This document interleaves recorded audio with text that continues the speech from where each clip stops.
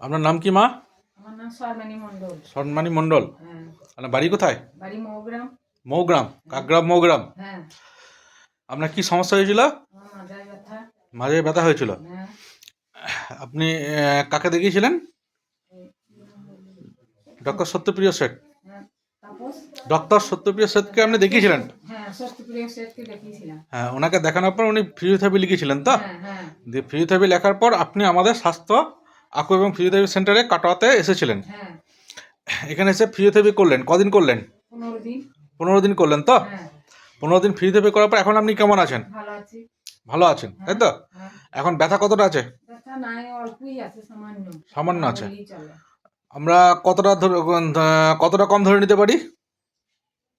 কতটা কম? সামান্য আছে, আমরা 80% ধরে নিতে পারি। 80% কম হ্যাঁ। সামান্য আছে বলতে। হ্যাঁ। তো আমাদের কাটোয়া স্বাস্থ্য এবং আকু ফিজিওথেরাপি সেন্টারে এসে হ্যাঁ। আপনার সেন্টারটা কেমন লেগেছে? খুব ভালো। ভালো লেগেছে? হ্যাঁ। এখানে কি মহিলাদের ফিজিওথেরাপি করানো হয়? হ্যাঁ। এখানে কোনো সমস্যা আছে? না। ব্যবহার কীরকম? খুব ভালো। ব্যবহার ভালো? হ্যাঁ। আপনার বাড়ির আশেপাশে কোথাও কারো কিছু হলে আপনি আমাদের কাছে পাঠাবেন তো? হ্যাঁ, নিশ্চয়ই। একদম। একদম। আপনার এই ভিডিওটা আমরা আমাদের ফেসবুক পেজ যেটা আছে সেখানে ছাড়তে পারি? হ্যাঁ। অসুবিধা নেই তো? না। বেশ মা, যে ব্যায়ামগুলো আপনাকে আমাদের এখান থেকে করানো হয়েছে ওই ব্যায়ামগুলোকে এখন কন্টিনিউ করে যাবেন।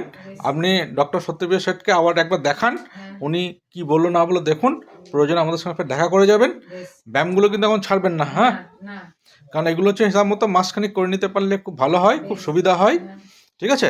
এবার আমরা মৌগ্রাম থেকে আমাদের কাটোয়া আসা যাওয়ার সমস্যা, ঠান্ডার দিন কষ্ট করে আপনি এসেছেন, এর জন্য আমাদের তরফ থেকে আপনাকে অসংখ্য ধন্যবাদ। ঠিক আছে? আপনি সুস্থ থাকুন, ঈশ্বরের কাছে এটাই প্রার্থনা করি। হ্যাঁ, আর সে আশীর্বাদ করুন মা। বেশ, ঠিক আছে।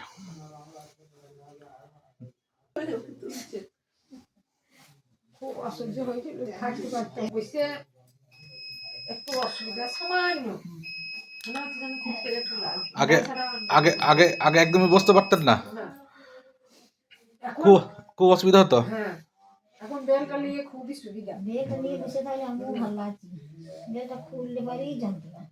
ঘোরাফেরা চলা, এটা বসা, বেলটা নিয়ে ভালোই। বেলটা আমি খুলি না, ওই খাবার সময় দুপুরে ভাত খাওয়ার ঘন্টাখানেক ঘন্টা দেড়েক পর পড়বেন, আর হচ্ছে রাতে বা শুতে যাওয়ার সময় পড়বেন, চান করার সময় খুলবেন। এই করার সময় খুলে থাকবেন, মোটামুটি বাকি সময়টা পড়ে থাকুন। যখন যেটা না খুললে লয় সেটা খুলি। যদি দুপুরে একবার শুই গড়াই একটু, তাহলে খুলে রাখি। রাত্রে শোবার সময় খুলি, আর ওই দুপুরে ভাত খাওয়ার আগে খুলি একবার। এই ছেলেটা পরিয়ে দিল যখন বেলটা মরে দোকানে, তখনই বললো ঠাকুমা আপনি